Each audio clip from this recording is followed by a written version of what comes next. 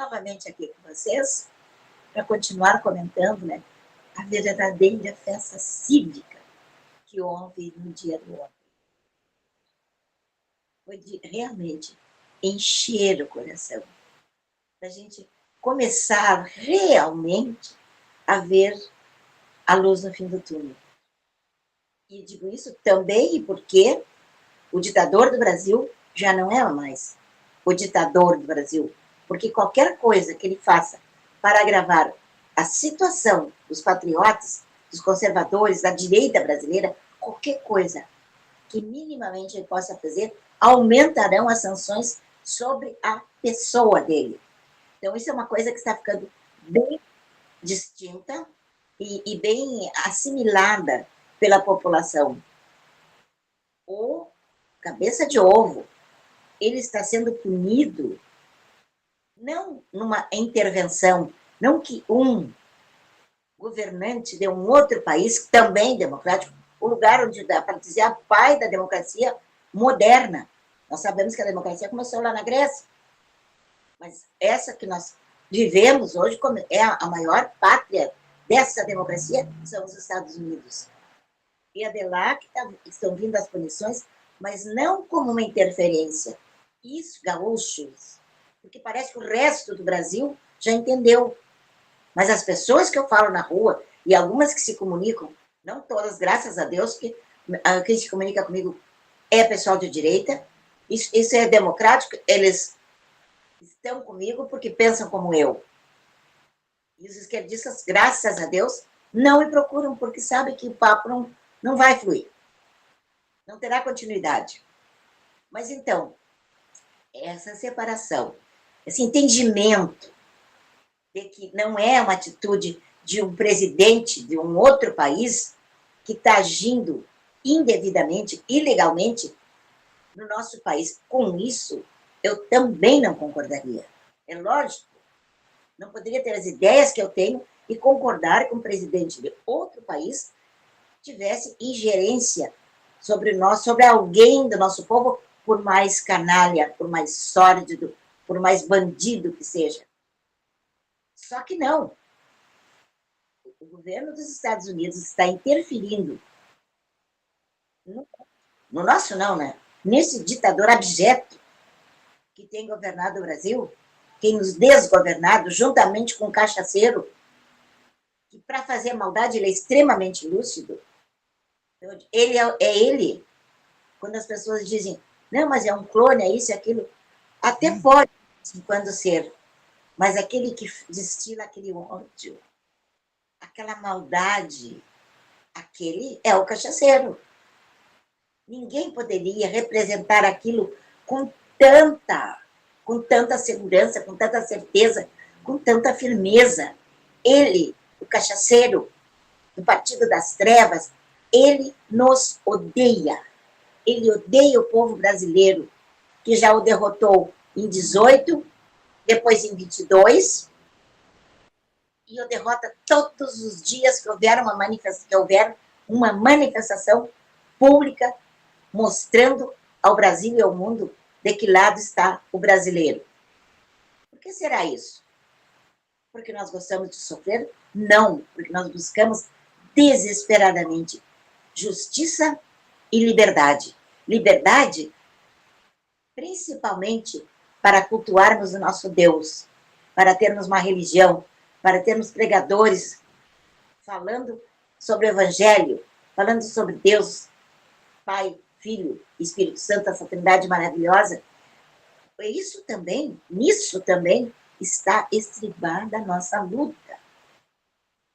Nós não podemos viver como se vive em Cuba, como se vive na Venezuela, na China, na Coreia do Norte. Nós não podemos. Nós temos que ter liberdade, nós somos cristianizados. Isso sim, como há 500 anos. A cristianização do Brasil, logo que ele foi descoberto, já nas primeiras caravelas que chegaram aqui, tanto na América como no Brasil, já traziam na sua tripulação religiosos que tomando conhecimento, algumas coisas com as quais eu não concordo até hoje, absolutamente, e nunca concordarei, porque eles impuseram a força em alguns lugares e com algumas tribos autóctonas, quer dizer, já que já viviam aqui no Brasil e aqui na América, eles não precisavam ter usado de violência. E usaram. Não com todos, mas usaram de muita violência. Por quê? Porque Deus está em todos. Não estava só nos portugueses que estavam desembarcando no Brasil. Já estava naquelas pessoas originárias aqui dessa terra. Deus é um só. Deus é o criador de tudo e de todos. Então não precisava ter usado de força, mas, enfim, isso é só um detalhe que já passou. É também um pecado histórico, né, uma responsabilidade, uma culpa histórica que nós carregamos e temos que, no momento como esse de dor e sofrimento, temos que entender porque passamos por certas coisas. Alguns chamam isso de karma. Pode ter outro nome em qualquer outra religião, mas o que eu mais ouço falar é que a razão é kármica. E acredito, sinceramente acredito. Mas nós chegamos aqui, cristãos, nós temos Constituição, nós temos conhecimento do que é a liberdade. Outro karma que nós temos é com a escravidão. E que não foi só dos negros que vieram da África, que eram vendidos por outros negros, na maioria das vezes. Tinha reis que se notabilizaram historicamente por isso. Não era o homem branco que ia lá catar escravos. Os escravos eram vendidos aos estrangeiros. Estamos agora falando dos brasileiros, mas iam lá para vender. Então, o povo negro que veio para o Brasil, alguns têm uma revolta incrível e nos chamam, os que não viemos diretamente da África, mas a maioria de nós é descendente deles, dos africanos. Eles culpam o branco. O branco já foi um intermediário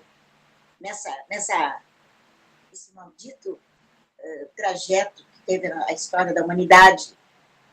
Escravidão houve sempre em N razões por povos que a gente até nem sabe ou já esqueceu, cujos nomes já existiram na antiguidade. Mas a escravidão negra que veio para o Brasil, os escravos, as pessoas, foram individualmente tirados com toda a violência das suas tribos, pelos seus chefes, pelos seus reis, pelos seus mandatários. Eles é que vendiam para os brancos bandidos que iam lá comprar. E aqui no Brasil, vamos nos ater ao nosso território, aqui no Brasil, outros bandidos que usavam desse sistema escravagista para ter mão de obra gratuita, esquecendo que estavam tratando com seres humanos. E isso durou mais ou menos 200 anos.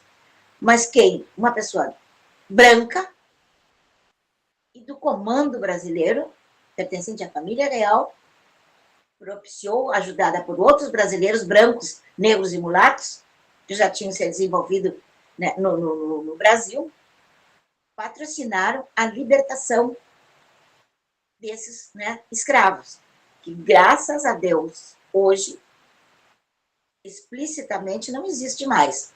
Existe escravidão, sim, mas de uma maneira mais generalizada. Todos hoje somos escravos. Escravos da falta de lei, da falta de respeito, da falta do cumprimento do teor de uma Constituição, não que não a tenhamos, não que seja a melhor do mundo, mas é a que temos e é a que vinha sendo usada até então, quando chegou, né, uma Alexandre Magno Tupiniquim, Magno só em maldade, em psicopatia, chegou, deu para vocês. Agora vocês não têm mais liberdade, vocês não podem mais pensar, não podem mais falar, e quem fizer tudo isso vai preso. E muita gente foi presa por conta disso. Então é preciso porque a gente percebe que em outros estados a coisa foi tão majestosa, foi tão maravilhosa, aquele entendimento uníssono de que nós estamos do lado da razão, que não é um governante de fora que veio ao Brasil punir o imperador, o rei, o maluco que desgovernou o país junto com outro cachaceiro, com um cachaceiro, até agora. E ainda estão, né? Aparentemente, ele está onde sempre esteve. Mas por que ele está punido hoje? Por que ele está com as liberdades dele limitadas? Por que ele está passando pelo mesmo que ele fez as famílias do Alan Santos, as famílias do senador Duval, as famílias do Eduardo Bolsonaro e as famílias de outros que foram incluídos indevidamente em processos que não têm fim, que não têm legitimidade. Por quê? Por que ele fez isso? Porque ele abusou do direito de ser o guardião da Constituição. Então, ele se achou tão poderoso, tão forte, que num determinado momento ele resolveu como é que se diz? Usar a longa-manos da justiça fora do Brasil. Então ele puniu pessoas que não eram brasileiras, ele puniu empresas que não são brasileiras, ele puniu outras pessoas politicamente não vinculadas ao Brasil, através da nacionalidade. Ele fez tudo isso lá fora, mas ele achou que podia. E talvez até pudesse, para que a nossa vergonha não fosse maior, pudesse, porque se achava nesse direito de fazê-lo de forma legal. Porque nós temos os mecanismos, os caminhos, que os processos, que os mandatos, enfim, afinal, sigam o seu curso. Tem regras para isso. Aqui é um país, lá é outro. Aqui tem leis, lá também tem. Nem todas são iguais, mas não estão todas convergentes no que diz a liberdade pessoal, aos direitos humanos. Enfim, o que é legal aqui é legal lá. O que é legal aqui é legal lá. Em todos os outros países é assim. Porque é assim que a humanidade anda. Ela não anda, a menos aqueles países que ficaram atrás, ideologicamente, em função da ideologia, aliás, ficaram atrás, estão até hoje sem nada disso que para nós é valorizado, liberdade, justiça, direitos humanos, etc. Então, ele se achou com esse direito, se aqui eu posso, lá também. Então, a mão suja dele se estendeu além das fronteiras do país. Isso é crime. Isso é crime se alguém fizesse aqui, é crime alguém fazendo em outro país, algum brasileiro fazendo em outro país. Então, ele feriu a legislação de um outro país. Aqueles conteúdos contidos na primeira emenda da Constituição americana, que são assim, aqui nós chamamos de pétreos, lá eles chamam assim de sublimes, eu acho, nem sei, porque de tão sagrado que é para eles, são para eles esses princípios. Que o seu Alexandre, que nem juiz é um ministro do Supremo Tribunal Federal, não fez carreira de juiz, a de promotor ele cortou lá no começo, por ambições maiores, e à custa de chantagem, de baixarias, ele foi calcando cargo por cargo, chegando onde chegou. Não porque ele fosse o melhor, mas porque ele era mais canalha, que era aquele ser abjeto capaz de superar todas as dificuldades, não de uma forma legal, não de uma forma normal, mas de uma forma que só afinasse com a sua psicopatia. E assim, todos nós, de repente, nos encontramos perguntando já há alguns 2 anos, mais ou menos, o que houve com o Brasil? Não tem um homem que se levante? Não tem uma instituição que tenha poder? Não sei, gente. Não sei se é através da água que bebemos, se é através da alimentação, através da ideologização, que já há 40 anos vem sendo pregada e usada nesse país. Não sei. Só que por 2 anos, mais ou menos, nós ficamos assim, todos, menos a esquerda, né? Que a esquerda, ou por ser puxa-saco, ou por ter conveniência, por ter cargos e cargões, ela é cúmplice. Porque tudo o que eles fizeram e fazem, agora menos, é aplaudido pela esquerda maléfica.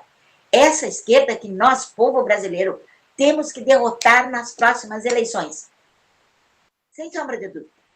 Nós precisamos. Não é uma questão de ego, é uma questão de necessidade. Nós precisamos dar maioria no Congresso. Nós precisamos legitimar a nossa eleição através do voto impresso, aquele que pode ser auditado, contado, quantas vezes for necessário, sem auxílio de máquinas que só pouquíssimos privilegiados sabem mexer, sabem entender e sabem como torcer uma realidade que é virtual, que não é física. E nós queremos isso aí. Ah, isso é retrocesso. Que seja. É assim que funcionam os países democráticos, os países livres do mundo. Os que não funcionam assim, os que usam a urna eletrônica, porque neles não existe liberdade. Ou pelo menos esse povo desse lugar não acordou ainda, como nós estamos acordando agora. Até pouco tempo atrás, falar se dá a favor da urna eletrônica ou do voto impresso. Credo, claro que a urna eletrônica. A maioria dizia isso. Votar, retrocesso. Então, escrever, que é um dos melhores exercícios para o cérebro, se vocês não sabiam, fiquem sabendo, escrever o nome, nosso nome, naquela procuração que nós estamos passando para um político falar por nós nos próximos 4 anos, quer no município, quer no Estado, e a União, né? Quer desde o vereador até o presidente da República, isso é exercício da liberdade e do conhecimento. O resto é papo furado. O resto é coisa, como é que se diz? É virtual. Não tem uma existência física. Não pode se provar. E as provas que se pode ter desses desmandos, dessas coisas erradas que foram feitas nas urnas, elas existem, mas, como eu disse, é na mão de uma minoria. Porque, para mim, por exemplo, se me entregarem esses instrumentos e essas provas, com certeza eu não saberei analisar, porque eu não entendo quase nada da informática, e assim, eu acho que 80% ou mais da população brasileira. Mas quem entende, chegando nas mãos certas, as pessoas que têm o conhecimento adequado, vão decifrar. Houve fraude. Aqui, meu Deus, em todos os lugares. Então, isso aí nós temos que fazê-lo através do voto. Em si, votando, não porque é obrigatório, não porque senão você não pode fazer concurso, isso e aquilo. Isso aí dá uma vazão de fuga para aqueles isentões, para aqueles que não estão nem aí, é por causa deles que nós estamos nessa situação. Então, nessa eleição, para corrigir tudo isso, nós temos que escolher bem os nossos candidatos. Nós temos um Congresso que não vale nada na sua maioria. Porque se valesse alguma coisa na sua maioria, nós não estaríamos vivendo essa situação. Porque lá atrás, quando era ainda, e como é agora, o corrupto, o salafrário do Alcolumbre, se lá atrás ele não tivesse sido aquilo que a sua natureza manda ser, que é não prestar para nada, a não ser ganhar o nosso alto salário e pisar no nosso pescoço, pisar na gente, chutar a nossa cabeça todos os dias, se ele não fosse isso que ele é, nós não teríamos o nascimento, até poderíamos, mas seria abortado. Esse aborto seria legítimo. O crescimento do Alexandre de Moraes. Teria morrido lá no início, seria abortado. Não, o Congresso não concorda. E se o Congresso não concorda, é porque o povo brasileiro também não concorda. Atenha-se às suas funções, às suas obrigações. Mantenha-se como o guardião da Constituição. Foi o que ele não fez. Nem o Alcolumbre, e muito menos o Alexandre sendo o guardião da Constituição. E lá atrás, eu não esqueço nunca, porque algumas pessoas, alguns anos atrás, diziam, Jussara, que horror, Supremo, Supremo. Eles são os guardiões da Constituição. Adiantava a gente dizer que eles já tinham rasgado a Constituição há 2 anos atrás, um pouco antes até das eleições de 2022? Não adiantava. E tem hoje que ainda, os comunistas ainda têm certeza, têm convicção, eu não sei se é de verdade ou uma representação, eles têm certeza que nós somos os errados. Que o Trump entrou no Brasil para punir um juiz legítimo. Não, ele é um juiz, um supremo juiz legitimado, de formas escusas, de formas que só naquela cabeça de ovo podre pode conceber. Ou pôde conceber. Hoje, com certeza, ele deve ter, se ele tiver um mínimo de normalidade, ele vai pensar o que qualquer pessoa normal pensaria. Pisei na bola, fui longe demais, extrapolei os meus direitos, né? Ele estaria fazendo esse meia-culpa, essa meia-culpa. Não sei. Pode ser que sim. E pode ser que ele esteja ainda empenhado em dobrar a meta, como diria a imbecil, a cretina da ex-presidente do Brasil, que vocês elegeram também, ou as urnas elegeram, a gente já não sabe mais a quem culpar agora, mas houve base legal. Porque sem um número mínimo de votos, uma urna não pode ser fraudada, não pode ser falsificada, fica aberrante demais. Para fazer assim na moita, como eles fizeram, tem que haver uma base, um lastro de votação. E vocês aí, brasileiros, que votaram na Dilma, aquele ser humano execrável, aquela mulher que se cai de quatro, sai pastando, que cobre de vergonha brasileiras, brasileiros, porque tem cocô naquela cabeça. Essa sim, o Cachaça é inteligente. O Cachaça tem, ele é extremamente manipulador. Ele é sem vergonha, sem nenhum caráter. Isso que quem está dizendo, eu só estou repetindo as palavras de um dos fundadores do PT, do Partido das Trevas, que eles chamavam de Partido dos Trabalhadores, os trabalhadores que não trabalham, os intelectuais vagabundos, os professores que não ministravam aulas direito. Essa intelectualidade do PT. Eu já sei disso há muitos anos, há 40 anos. Mas tem muita gente que está começando a assimilar e a entender isso agora.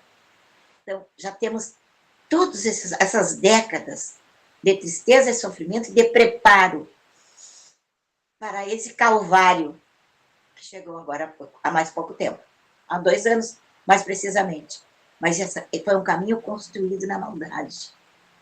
Pedra por pedra, sabendo o que fazia. Então, o que aquela tem de imbecil e ignorante, que na época, eu me lembro que houve pesquisa e tudo, ela não se formou em faculdade nenhuma de economia, não sabe fazer nem 2 e 2, até eu sei, porque eu não sei nada de matemática, que 2 e 2 são 4, mas ela não sabe. Hoje ela já pode ter um diploma, 2, 10, porque, por exemplo, o Cachaça não tem dezenas de diplomas brasileiros e estrangeiros honoris causa, quer dizer, dados por universidade, como se ele tivesse um curso universitário. A ANTA também deve ter já muitos diplomas. Na época, não se conseguiu prova e qual a faculdade que ela tinha participado, colegas, etc., nada disso. Bom, mas já passou, graças a Deus, e assim como ela passou, esses também passarão.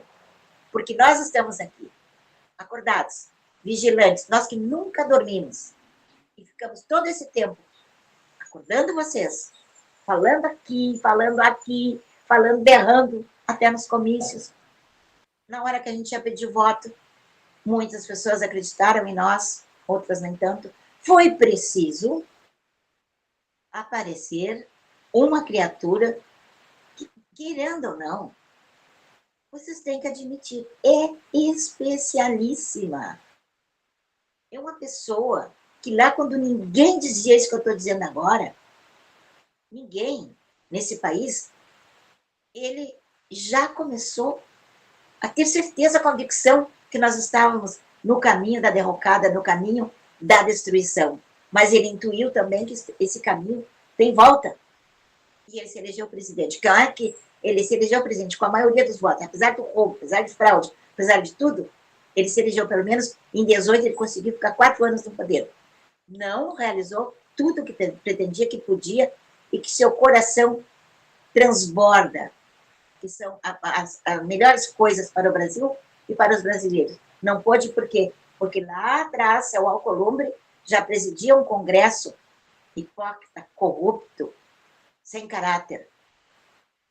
Hoje nós temos um congresso com essas mesmas virtudes, entre aspas, só que hoje nós temos, tanto na Câmara quanto no Senado, algumas vozes, graças a Deus, de deputados e senadores, que eles estão falando tão alto, eles estão gritando tanto, eles estão sacudindo a nação, eles deram força. Essa minoria que tem no Congresso nos deu força para nos manter na garra, na vontade de lutar, na vontade de... E porque eles nos representam. É essa a importância de nós elegermos quem nos represente, e não qualquer vagabundo. Qualquer pessoa que não tem noção do cargo, a não ser que vai ganhar muito bem, e que se for candidato ao Senado e se eleger, vai ficar 8 anos deitado em berço esplêndido, uma rede maravilhosa, usufruindo tudo de bom que o dinheiro pode oferecer.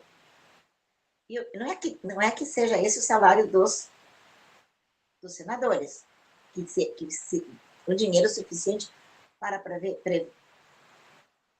tudo que é bom. Prover tudo que é bom. Mas é que por estarem lá e serem corruptos, por não terem comprometimento com o seu povo, então eles foram fundo. Então eles não estão só. O salário deles daria para... De cada um, daria para alimentar muito bem, para dar sobrevivência a várias famílias, talvez umas 5, por tudo que eles ganham pelos penduricalhos. Mas não, isso não basta.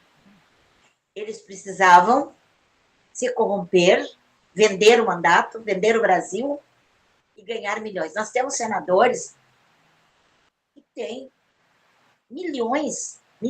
Isso que a gente consegue vislumbrar, descobrir através de pesquisas, e quem pode fazer isso. Mas e o que está escondido nos paraísos fiscais? Agora, o governo americano, através de seus instrumentos, pode descobrir tudo isso. Inclusive, eu não tenho mandato, não tem salário para isso, não que não seja magnífico o seu salário, mas foi descoberto que entre as suas riquezinhas há uma mansão de 22 milhões nos Estados Unidos. Mas a dele aqui também não deve ser barata. Então vocês vejam, né, é uma coisa, é uma imagem desfocada. Sabe aqueles espelhos que tem, agora não sei se existe mais, mas que havia antes nos parques de diversão, que nos matavam de rir, que mexia na imagem, desfigurava a imagem? É assim que nós estamos vivendo. A gente olha e não vê foco, não tem foco, não enxerga nada que seja definido. É tudo uma nebulosa, é tudo uma confusão, quer na parte material, na parte legal, e também até na ideologia. Porque tem pessoas de boa fé, muito raras, porque os que estão à esquerda hoje, só muito raramente seriam de boa fé. O resto é tudo, já vem com aquela perguntinha, na hora que a gente vai fazer campanha, o que eu ganho se eu votar na senhora ou no senhor? O que uma Jussara, que foi burra, né, para essas coisas, não vou te dar nada além do meu trabalho. Vou lutar para que tu viva num país melhor, para que tu tenha melhores salários, para que tenha dignidade na aposentadoria, vou lutar pelos teus direitos, que é o que eu sei fazer. Mas o que o candidato canalha diz? Você vai me dar uma casa? Claro, rapaz. Claro que eu vou te dar uma casa. O que a Jussara dizia? Eu não tenho casa própria, por que eu vou te dar uma casa? Por quê? Me dá aí 59 razões para te dar uma casa. Estou votando na senhora. Isso não é motivo. Esquece, então. Bota a outra. E assim foram se construindo os mandatos nesses últimos anos. Não que antes também não fizesse, mas não era tanta. A falta de vergonha, a falta de caráter, também do eleitor. Também. Só votando num candidato se levasse vantagem pessoal. Contra isso que nós lutamos né, de unhas, com unhas e dentes. Não pode ser assim. A relevância tem que ser outra. Tem que ver a procedência, tem que estudar. Hoje é fácil, através da internet. A capivara, quer dizer, a ficha criminal se tem. Qual é a ficha criminal? Se tem uma ficha limpa, até a lei da ficha limpa, que facilitava um pouco a nossa escolha do melhor candidato, até essa foi do saco. Aliás, acho que foi a primeira. Porque para chegar lá, ter poder e enganar os seus pares, que somos nós, os brasileiros, tem que ser corrupto. Se não for um excelente corrupto, o povo não gosta. Dizem que isso se chama identificação. Eu não sei. Pense. Por que tem tanta gente votando em ladrão, em corrupto, em sem vergonha? Por quê? Temos que fazer essa análise. Porque ele se elege. E ele só tem um voto. Por mais falcatrua que exista, ele tem que ter uma base de votos. E é você que dá essa base. Tem alguns que nem as mulheres votam neles. Nem a mãe. Mas centenas, milhares e milhões de votos. Então, nosso tempo hoje está chegando no final e eu pretendo voltar amanhã com o coração mais transbordante da felicidade, alegria e patriotismo, esse que não morre, desse verde aqui, ó, que eu fiz questão de colocar. Vocês vejam, até no meu sofá tem verde. Esse verde e amarelo que nós sabemos amar tão intensamente. Eu não falei tudo que eu tinha que falar sobre a não intervenção do Trump no Brasil. Mas isso não tem importância, porque amanhã tem mais. Se Deus quiser, amanhã estaremos novamente aqui, aí, com a ajuda dele, com a presença já do Adilson, já bem saudável, e se comunicando com vocês também. Portanto, não esqueçam nunca de serem brasileiros, patriotas, pessoas que reverenciam a Deus, que acreditam em Deus. Também nunca duvidem que eu amo vocês. Até amanhã.